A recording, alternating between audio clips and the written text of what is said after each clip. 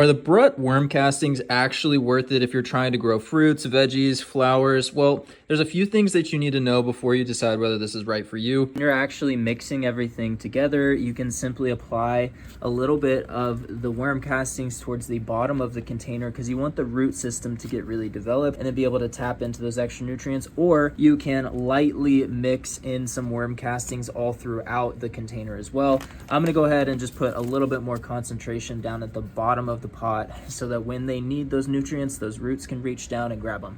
Organic way of adding in microbes and some essential nutrients for houseplants and for gardening plants, for flowering plants, for anything that needs a lot of good nutrition and you're looking to get a good harvest out of it. Worm castings are going to add microbes. They're going to help the roots get really established. They're going to help the roots be able to uptake more nutrients, and like having worms in your soil, but without actually having the worms. And so all of this is going to be organic compost that you can give to your plants. And I've been trying out all the different types of worm castings, and the brut worm castings, I'm really happy with these so far. Second bag, and it is listed as OMRI, organic use, and made by worms in the USA. So I hope this helps you make a more informed decision for yourself, your loved ones. If you're wanting bigger plants with better root systems, if you're wanting more flowers, if you're wanting really delicious fruits and veggies, then adding in worm castings is going to help your plants stay happy. And this is the 5-pound bag, as you can see right here. It's not huge.